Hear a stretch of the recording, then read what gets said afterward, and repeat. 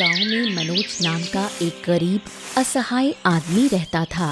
पत्नी रिया और बूढ़ी माँ को लेकर ही उसका परिवार चलता। मनोज की पत्नी बहुत झगड़ालू और हिंसक थी। वो सास को मौका मिलते ही ताने देती।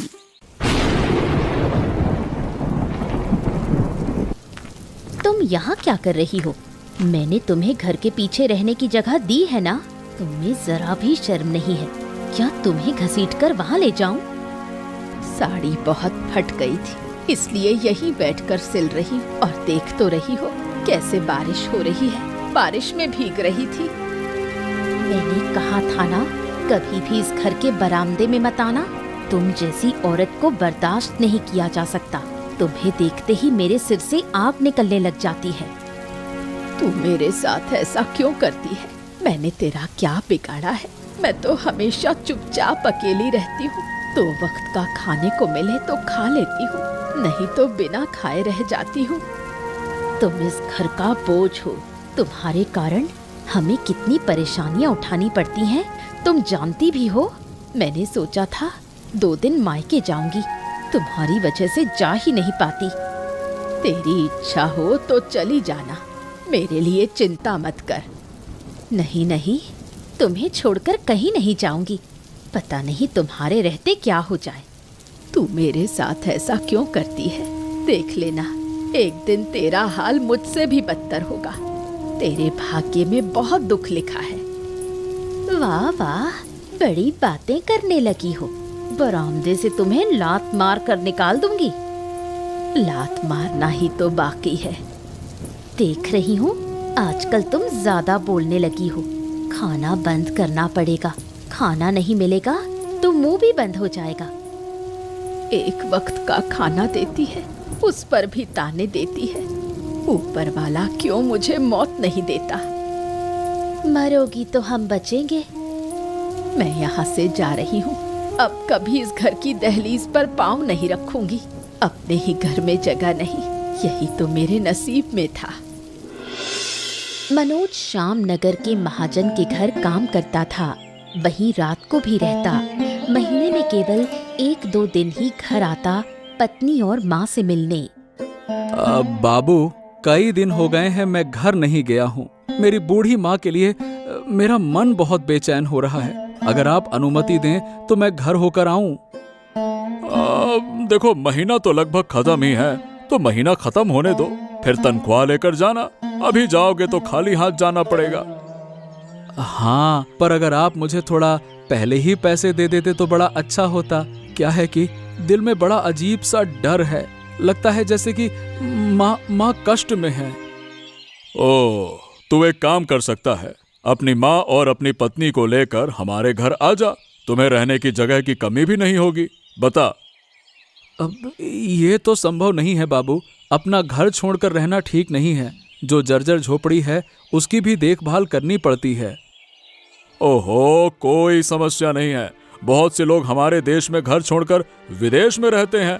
अरे तुम तो उसी गांव में रहोगे, कभी कभी जाकर देख लेना, इसमें क्या समस्या है?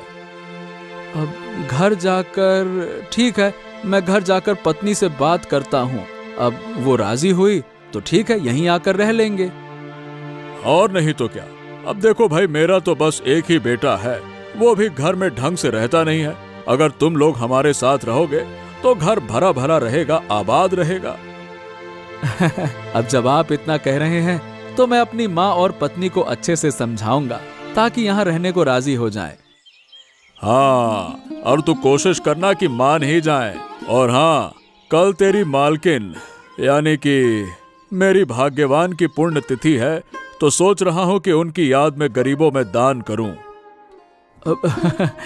ये तो बहुत अच्छा विचार है मालिक। ऐसा नेक काम करने से ऊपर वाला आपको सुख देगा। अरे अपने सुख की मुझे परवाह नहीं है। मेरी बस यही दुआ है कि मेरा बेटा हमेशा सुखी रहे। हाँ, यही मेरी भी कामना है कि आपकी इच्छा पूरी हो। ठीक है बाबू, मैं चलता हूँ। मनोज मेहनत से जो भी कमाता था सब रिया को दे देता, लेकिन रिया सास को हमेशा सताती। मनोज जो पैसा भेजता उसका आधा रिया मायके भेज देती। वहीं रिया की बहन टीना भी अक्सर बहन के घर आती। इस बार इतने दिनों बाद आई, घर पर सब ठीक है ना? सब ठीक है। पिताजी काफी दिन पीसी के घर थे, इसलिए देर से आई। तू यहीं रह सकती है, मुझे अकेले अच्छा नहीं लगता। हम दोनों बहनें साथ रहें तो मजा ही आ जाएगा। अच्छा होता, पर माँ पिता को छोड़कर रहना अच्छा नहीं लगता। इस महीने तूने कोई पैसे नहीं भेजे, तेरे पैसों से ही तो हमारा गुजारा होता है।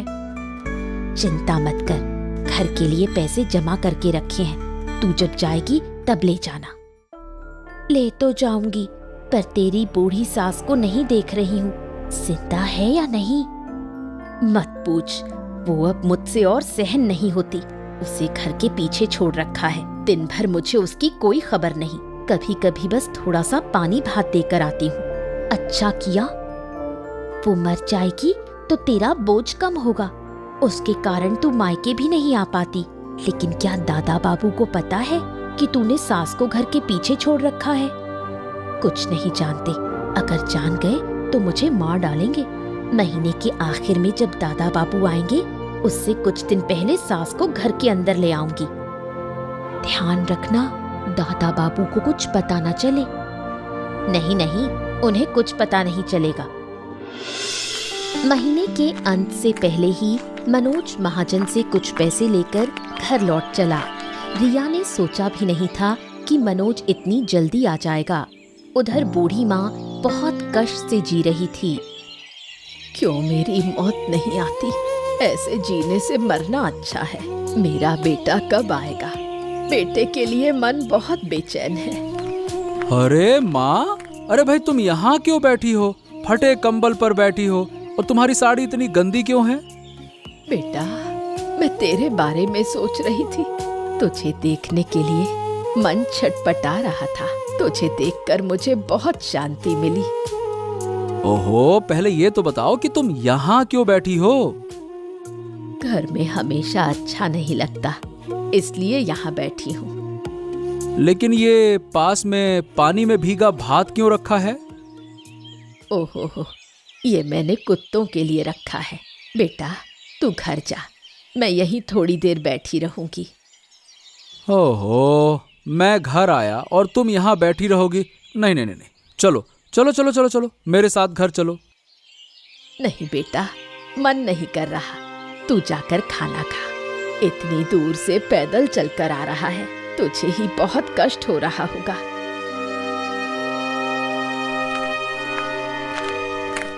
ओह, तुम आ गए? कब आए? हाँ, बस अभी थोड़ी देर पहले घर आया और माँ यहाँ बैठी है। मैं उनसे कई बार कह चुका, लाख बार कह चुका, घर चलो घर चलो घर चलो, पर जा ही नहीं रही। माँ को तो घर में ज्यादा देर अच्छा नहीं लगता, इसलिए यहाँ बैठी हैं। और ये तुम्हारे हाथ में भात क्यों है? क्या ये भी कुत्ते के लिए है? हाँ, बिल्कुल सही कहा, कुत्तों को देने के लिए लाई हूँ। ओहो, तुम सब लोग घर चलो चलो चलो, मुझे तुम सबसे कुछ जरूरी बात करनी है, चलो। श्यामनगर गांव के महाजन का इकलौता बेटा जय था। जय ने पढ़ाई पूरी करके अच्छी नौकरी की। जय की मित्र मीरा बहुत बुद्धिमान, सुंदर और शिक्षित थी। वो हंसमुख और चंचल स्वभाव की थी। जय और मीरा अक्सर गांव में घूमने निकलते। हाय हाय हाय हाय हाय हाय, देखो तो सही कितना सुंदर वातावरण है। हाँ, मेरा तो मन कर रहा है कि नदी के बीचों बीच एक घर बना लूं। तुम शादी करके पत्नी ले आओ और फिर नदी के बीचों बीच हमेशा रहो। अब देखो मीरा, मैंने तो तय कर लिया है कि मैं शादी वादी नहीं करूंगा। अरे भाई, बहुत झंझट है शादी। अरे वाह, शादी से इतना डर? मैंने तो तुम्हारे लिए लड़की भी देख रखी है। हैं, सच में? और कैसी लड़की देखी है तुमने, बताओ? तुमसे उम्र में 10 साल बड़ी, भूत जैसी दिखती है। दिन में भी रोशनी जलाकर देखना पड़ता है। सच में? तुम्हारी ही पसंद की लड़की से मैं शादी करूंगा, देखना। लेकिन लड़की रात को पेड़ पर रहती है। हाँ तो ठीक है, मैं भी उसके साथ पेड़ पर रह लूंगा। अच्छा, तो आधा महीना नदी में रहना और आधा महीना पेड़ पर रहना। अरे खैर छोड़ो ये सब मजाक। अब शादी वादी के बारे में और बात नहीं करते। अब देखो मुद्दे की बात ये है कि तुम्हारे जैसी कोई लड़की मिले तो शादी करूंगा, नहीं तो कभी नहीं करने वाला। ठीक है, अब मैं तुम्हारी शादी का जिक्र नहीं करूंगी। ओहो, नाराज हो गई क्या? अरे नाराज मत हो।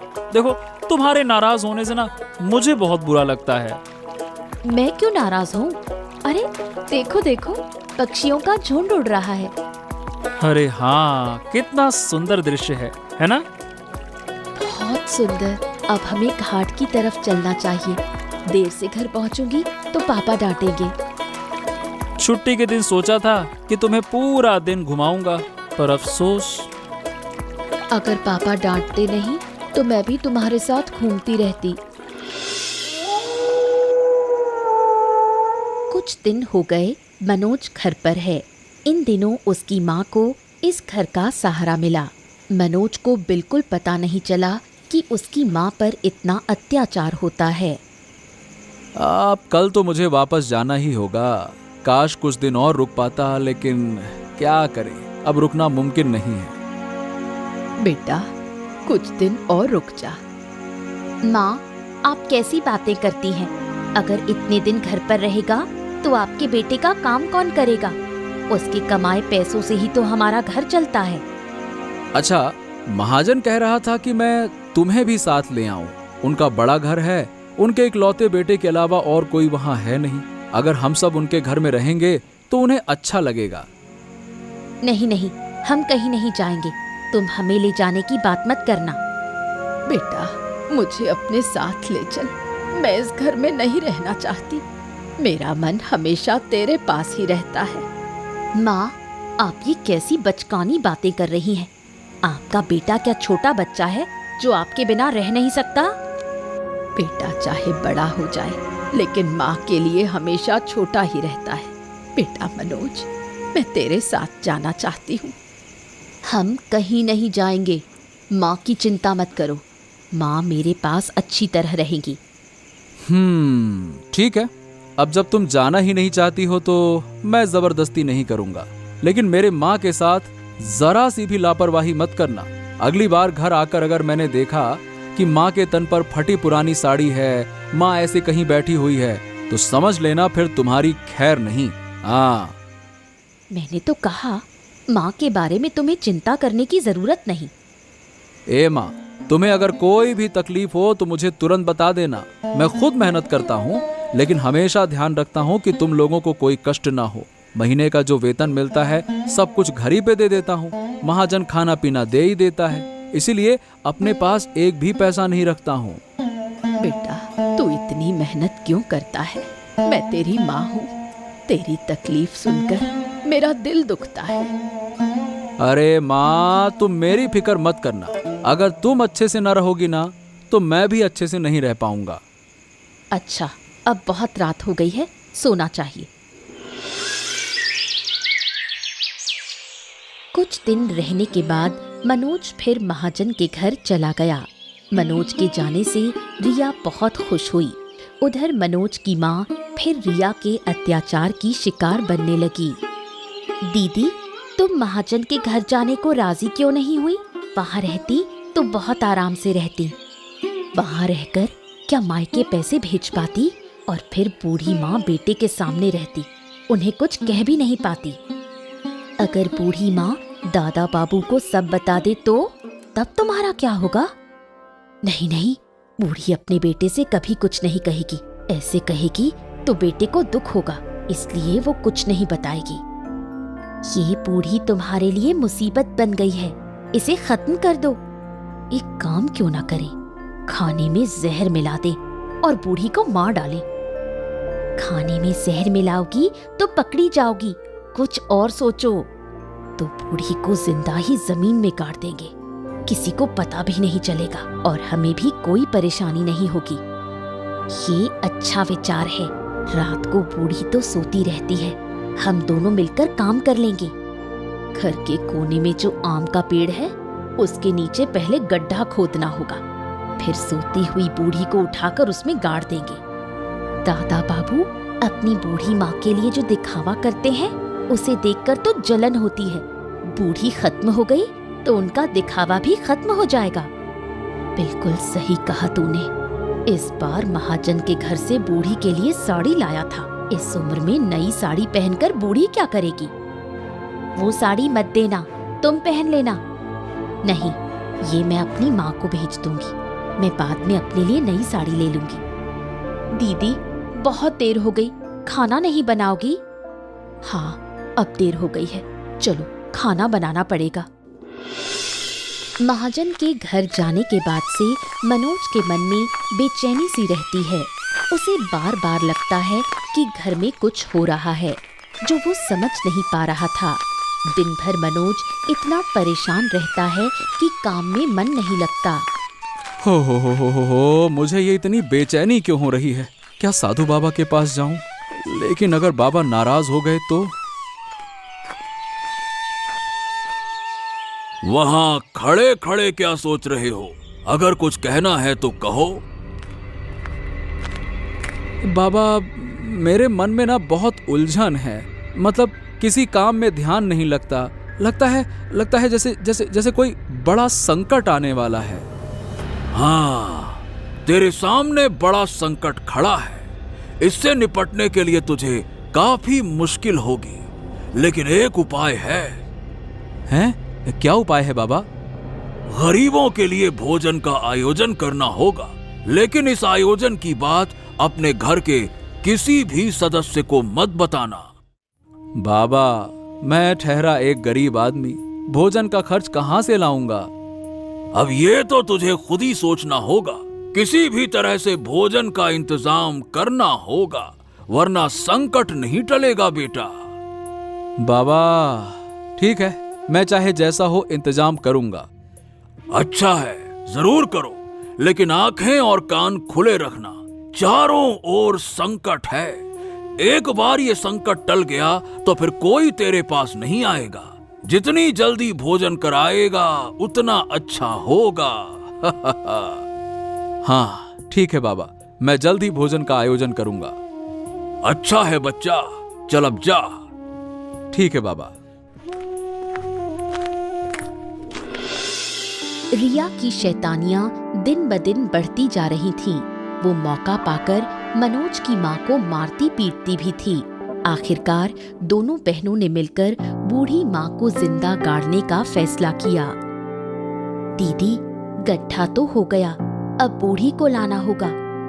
गड्ढा और बड़ा करना होगा, इतना छोटा गड्ढा नहीं चलेगा। बूढ़ी के लिए इतना काफी है, चलो उसे पकड़ कर लाते हैं। चल। बूढ़ी दिखाई नहीं दे रही, कहाँ गई? यहीं तो रहती थी। टीना, तू जाकर देख तो सही घर में है या नहीं। हाँ, देखती हूँ। कहीं बूढ़ी ने हमारी बातें सुन ली क्या? वो तो सो रही थी, फिर भागेगी कहाँ? दीदी, बूढ़ी कहीं नहीं दिखी। चारों तरफ ढूंढा लेकिन नहीं मिली। लगता है बूढ़ी भाग गई, लेकिन भागेगी कहाँ? जहाँ जाएगी वहीं से पकड़ लाएंगे। कहीं दादा बाबू के पास तो नहीं चली गई? अगर वहाँ चली गई तो मुसीबत हो जाएगी। नहीं, महाजन के घर बूढ़ी जा ही नहीं सकती। उसके पैरों में इतनी ताकत कहाँ? पास पड़ोस में ही होगी। अब हम क्या करें? अगर उसने किसी को सब कुछ बता दिया तो बड़ी मुसीबत हो जाएगी। आज रात ही किसी तरह बूढ़ी को ढूंढना होगा। दीदी, इतनी रात को खोजने की क्या जरूरत है? सुबह हो जाएगी तो खुद ब खुद आ जाएगी। पागल हो गई है क्या? बूढ़ी को ढूंढना ही होगा।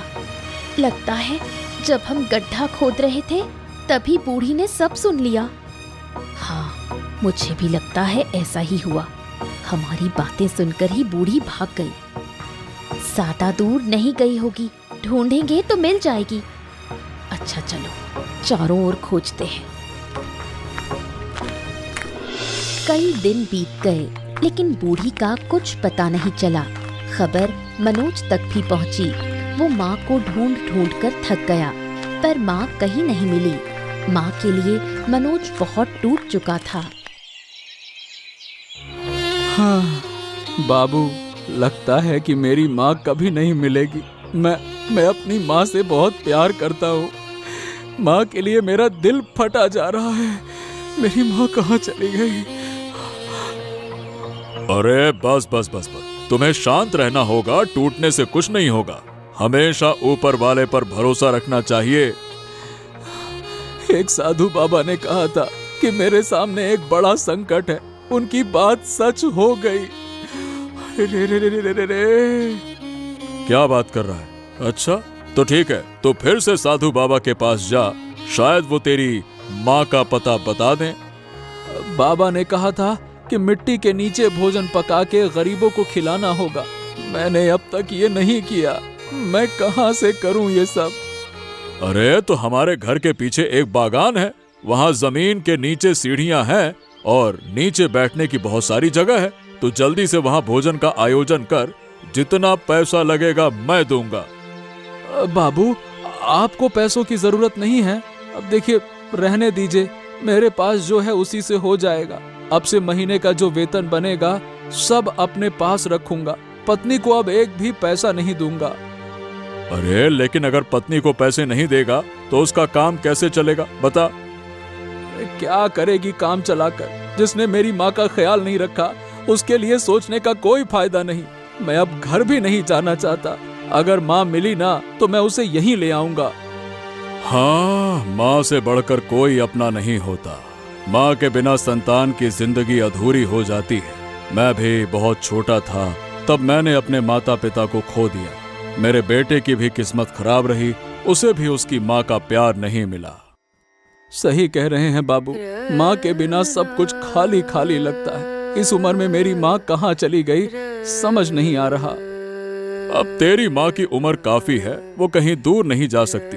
पैदल चलकर तो बिल्कुल नहीं। हाँ, मेरी माँ बैलगाड़ी में भी नहीं बैठ सकती बाबू, तो गांव से बाहर तो गई ही नहीं होगी। सही कहा आपने। एक बार मैं पूरे गांव में अच्छी तरह से ढूंढता हूँ। हाँ, ये ठीक रहेगा। पहले ढूंढो अच्छे से। बहुत दिनों से महाजन के बेटे जय और मीरा की मुलाकात नहीं हुई थी। लंबे समय तक ना मिलने से दोनों को बहुत बुरा लगा। यहाँ तक कि जय ने मन ही मन निश्चय कर लिया था कि अगर शादी करनी है तो मीरा से ही करेगा। ओहो, तुमसे बहुत दिनों से मुलाकात नहीं हुई। तुमसे मिलने के लिए ना मेरा मन बहुत बेचैन हो रहा था। तुम्हें बुलाऊं तो मिलने के लिए बिल्कुल तैयार ही नहीं होती तुम समझना ही नहीं चाहते। मैं जब तक घर से बाहर नहीं निकल सकती। बाहर निकलने के लिए कितने झूठ बोलने पड़ते हैं। अरे भाई, मेरे लिए ना सही, थोड़ा झूठ तो बोल ही सकती हो ना। तुम्हारे लिए मैं क्यों झूठ बोलूं? तुम मेरे कौन हो? ओहो, ऐसा मत कहो। इस तरह कहने से मुझे बहुत बुरा लगता है, दुख होता है। मीरा, मैं तुमसे एक बात कहना चाहता हूँ, अगर तुम अनुमति दे दो तो। क्या कहना चाहते हो? कहो। बात यह है कि मैं तुमसे शादी करना चाहता हूँ, अगर तुम राजी हो तो। और अगर तुम राजी हो तो मैं अपने पिता को तुम्हारे घर भेज दूंगा। महाजन अंकल को हमारे घर भेज देना। वो जो अच्छा समझेंगे वही होगा। ठीक है, तुम्हारा धन्यवाद, बहुत बहुत धन्यवाद। थोड़ी देर में रात हो जाएगी। हाँ हाँ, सही कह रही हो। चलो वापस चलते हैं। जय, उस पेड़ के नीचे कोई पड़ा हुआ लग रहा है। ओ भगवान, कहीं भूत तो नहीं? भूत जैसी चीज कोई नहीं होती है। चलो जाकर देखते हैं। नहीं, मैं नहीं जाऊंगी। मुझे डर लग रहा है।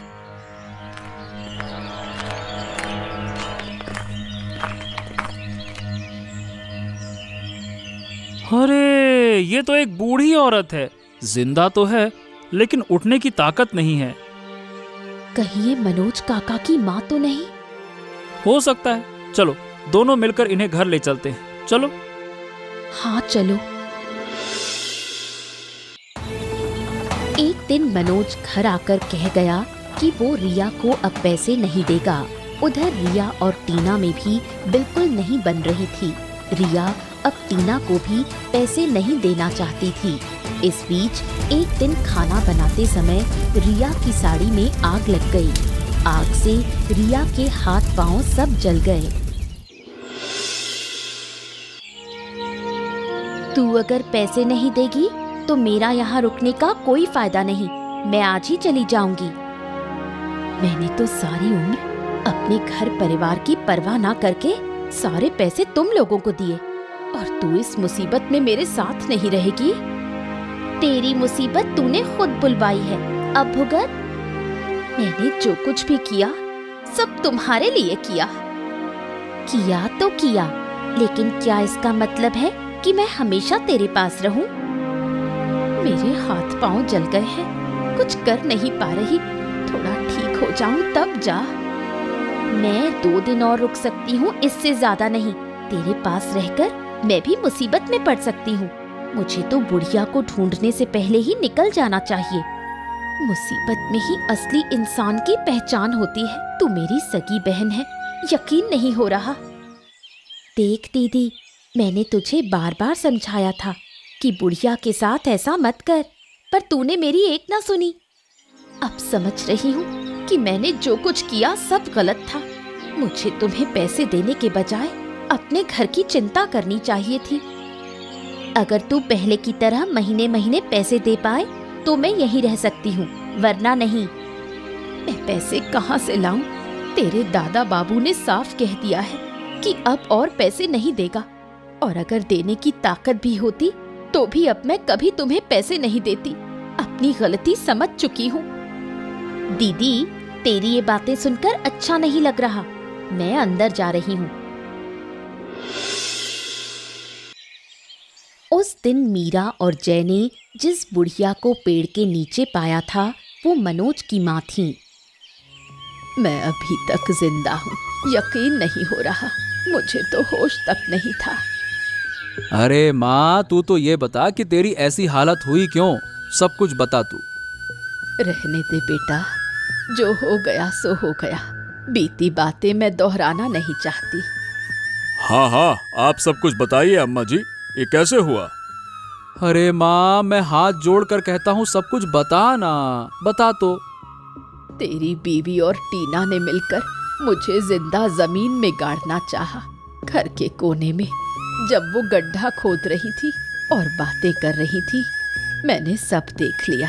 फिर वहां से भागकर जंगल में चली गई। 2 दिन जंगल में रहने के बाद बेहोश हो गई। उसके बाद कुछ याद नहीं।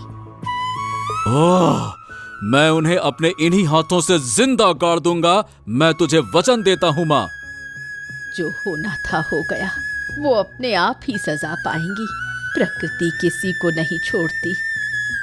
अपराधियों को सजा जरूर मिलनी चाहिए, और अगर अपराधियों को छोड़ दिया जाए तो ऊपर वाला हमें कभी माफ नहीं करेगा। बाबू, मैं उन्हें अपने हाथों से मारूंगा। मुझे जाने दो। अगर मैंने उन्हें खत्म नहीं किया ना तो मुझे शांति नहीं मिलेगी। बेटा, तू शांत हो जा। तुझे कुछ हुआ तो मैं कैसे सहूंगी?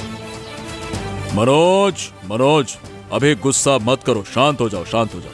वो बुरे हैं, लेकिन हमें भी बुरा बनने की जरूरत नहीं है। हमेशा याद रख, कुत्ता इंसान के पैर पर काटता है, इंसान कभी कुत्ते के पैर पे नहीं काटता। उन्हें कानून के हवाले कर दो, कानून सही न्याय करेगा। बेटा, तू महाजन की बात मान। ठीक है, आप लोगों को दुख हो ऐसा काम नहीं करूंगा मैं। रिया के हाथ पांव आग में जलने के बाद उसकी हालत और बिगड़ती गई। अब वो बिस्तर पर पड़ी सिर्फ करहाती रहती। उधर उसकी बहन भी उसके पास रहना नहीं चाहती थी। लगता है अब मैं नहीं बचूंगी। मरने से पहले अगर तेरे दादा बाबू से एक बार मुलाकात हो जाती। माफी मांगने का मुंह तो नहीं है, फिर भी माफी मांग लेती। मैंने सोचा भी नहीं था कि तेरी हालत ऐसी हो जाएगी। मैंने तो सोचा था धीरे धीरे ठीक हो जाएगी, पर हालत तो और बिगड़ गई। इंसान जब पाप करता है तो बिना सोचे करता है। सोचता है इससे पूरी उम्र सुखी रहेगा, लेकिन कुछ दिन ही अच्छा रहता है, फिर पूरी जिंदगी सड़ते हुए गुजरती है। हाँ दीदी, मैं भी सोच रही हूँ कि अब कभी पाप का काम नहीं करूँगी। अब से अच्छा बनने की कोशिश करूंगी। अब तुझे तेरे पाप की सजा मिलेगी ही। मैंने माँ को ढूंढ लिया है। माँ ने सब कुछ बता दिया। तुम लोग कितने खराब हो, कितने नीच हो। छी! हमें माफ कर दो। देख रहे हो मेरी क्या हालत है। मैं तो तुम्हें बिल्कुल माफ कर ही नहीं सकता। मैं तुम्हें मार नहीं रहा हूँ, बस समझ लो यही गनीमत है, और तुम्हें माफ करना मेरे लिए पाप होगा। दादा बाबू, मैं तेरे पैरों में गिरती हूँ, हमें पुलिस के हवाले मत करो। हम अब कभी कोई गलती नहीं करेंगे। शर्म नहीं आती माफी मांगते हुए? अगर थोड़ी भी शर्म होती, इतनी सी भी, तो आज माफी नहीं मांगती। मैं तो तुम्हें सही बताऊं, अपने इन्हीं हाथों से मारना चाहता था, पर मैं इंसान हूँ, इसीलिए कानून अपने हाथों में नहीं लिया मैंने। हमारे पाप की सजा मिलनी ही चाहिए। सासू माँ से कहो हमें माफ कर दे और तुम लोग खुश रहो। ले जाइए इन्हें। कई दिन बीत गए। मनोज ने आखिरकार भूमिगत भोज का आयोजन किया ताकि अब कोई मुसीबत उसे छू भी ना सके। आप सब लोग पेट भर कर खाइए, कोई खाली प्लेट यहाँ से ना जाए। हाँ, अब से अगर आपको किसी चीज की जरूरत हो तो मुझे बताइए, मैं मदद करूंगा। तो मनोज, अब से तू अपनी माँ को लेकर हमारे घर में ही रहेगा। हाँ, बीच बीच में अपने घर को भी देख लेना। अच्छा, अब मैं सब लोगों से कहना चाहता हूँ कि अगले महीने की 10 तारीख को मेरे बेटे जय और मीरा की शादी है। इस शादी में आप सभी आमंत्रित हैं। हाँ हाँ बिल्कुल, और महाजन बाबू की बात कोई भूलना मत, सभी आना। हाँ। इसके बाद मनोज अपनी माँ को लेकर महाजन के घर में रहने लगा। महाजन ने मनोज की भी दूसरी शादी करवा दी। उसकी दूसरी पत्नी बहुत अच्छी निकली। ऐसी ही और रोचक कहानियाँ देखने के लिए हमारे चैनल को सब्सक्राइब करना ना भूलें।